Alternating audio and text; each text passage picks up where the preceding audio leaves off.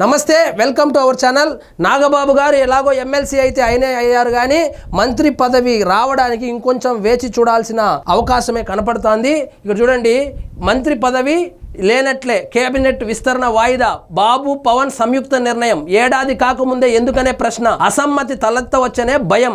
ఇటీవలే ఎమ్మెల్సీ అయిన నాగబాబు త్వరలో మంత్రి అవుతారని ప్రచారము, విస్తరణ వాయిదాతో ఆశలపై నీళ్లు.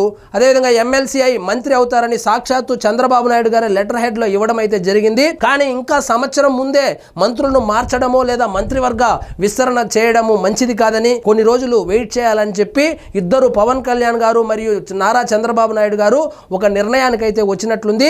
కాబట్టి ఈ మంత్రివర్గ విస్తరణ ఏప్రిల్ మొదటి వారంలో జరిగేది ఉండగా అది వాయిదా పడింది అనేటువంటి ఒక వార్త అయితే వస్తుంది.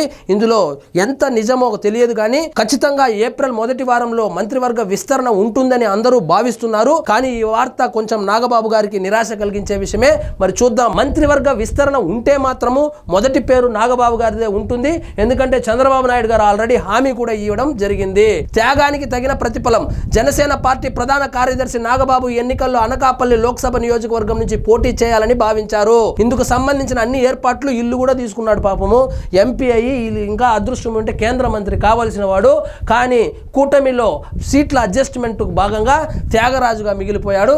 కానీ త్యాగానికి ప్రతిఫలం లభించిందంటే ఎమ్మెల్యే సగమే లభించింది. ఎమ్మెల్సీ అయితే అయ్యాడు, కానీ మంత్రి అవుతాడు అనుకున్నారు. అదేవిధంగా రాజ్యసభకు పంపిస్తారనుకుంటే మరొకసారి త్యాగరాజు కావాల్సి వచ్చింది. ఆ సీట్ను కూడా త్యాగం చేస్తే ఇక లాభం లేదని ఎమ్మెల్సీ చేసి మంత్రి చేయాలని నిర్ణయించుకుంటే అది కూడా సగంలోనే ఆగిపోయింది. సో మంత్రివర్గ విస్తరణ కనుక ఇప్పుడు ఉంటే ఖచ్చితంగా మంత్రి అయ్యే అవకాశం కనపడుతోంది. మంత్రివర్గ విస్తరణ ఇప్పట్లో లేదంటున్నారు కాబట్టి ఎమ్మెల్సీగానే కొనసాగవలసి ఉంటుంది.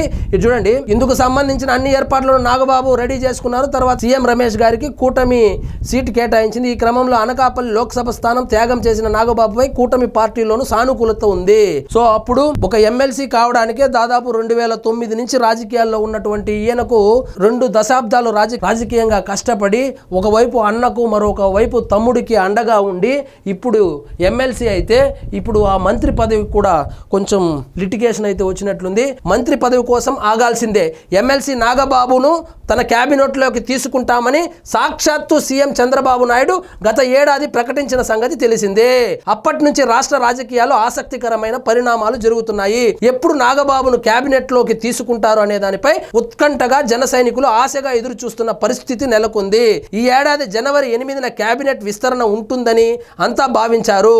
అయితే శాసన మండలికి ఎన్నికై ఆ తర్వాత మంత్రిగా తన సోదరుడు నాగబాబుని క్యాబినెట్ లోకి వస్తానని పవన్ కళ్యాణ్ గారు ఈ రూల్స్ అండ్ రెగ్యులేషన్స్, ఈ పద్ధతులు పాడు అనిపోతే ఆ రోజే లెటర్ వచ్చిన రోజే తీసుకొని మంత్రిని చేసి తర్వాత ఎమ్మెల్సీ చేసి ఉంటే ఎప్పుడో పని అయిపోయేది. నేను రూల్స్ ప్రకారం వెళ్తానని వెళ్ళడం వల్ల ఆయన రూల్స్ నాగబాబు గారికి కొంచెం కష్టాల్లోకి నెట్టినట్టుంది. మరి ఈ రాజకీయాల్లో ఏ రోజు ఎవరు ఏ మాట మాట్లాడతారో, ఏ హామీ ఇస్తారో తెలియదు. కాబట్టి ఎప్పుడైతే చంద్రబాబు నాయుడు గారు లెటర్ ఇస్తారో ఆ రోజు మరుసటి రోజే మంత్రిగా ప్రమాణ స్వీకారం చేపించేసి మళ్ళీ ఎమ్మెల్సీగా చేసింటే ఎప్పుడో మంత్రి అయ్యేవాడు. జనాలు ఏమన్నా అనుకుంటారని రాజకీయాలు చేస్తే నిజంగానే రాజకీయాలు చేయలేము. ఇది ఏ రాజకీయ నాయకుని అడిగినా చెప్తారు. కానీ ఆయన పద్ధతులు వేరే విధంగా ఉంటాయి. కాబట్టి మండలికి ఎన్నికైన తరువాతనే ఆయన్ని మంత్రిగా ప్రమాణ స్వీకారం చేయిస్తానని ఒక రోజు ప్రెస్ మీట్ లో కూడా చెప్పడం జరిగింది. సో పవన్ కళ్యాణ్ గారు తీసుకున్నటువంటి ఈ నిర్ణయం వల్ల ఒకసారి రాజ్యసభ పోయింది, ఒకసారి లోక్సభ పోయింది, ఈసారి మంత్రి పదవి అయితే హోల్డ్లో పడింది. ఎమ్మెల్సీ అయితే అయ్యారు. మరి నాగబాబు గారి జాతకం ఎలా ఉంది, ఎప్పుడు మంత్రి అవుతాడో వేచి చూడాల్సిందే. మరి ఇదండి ఈరోజు మన టాపిక్. మీకు ఈ వీడియో నచ్చినట్లయితే లైక్ చేయండి, షేర్ చేయండి. ఛానల్ మాత్రం సబ్స్క్రైబ్ చేసుకోవడం మర్చిపోదు.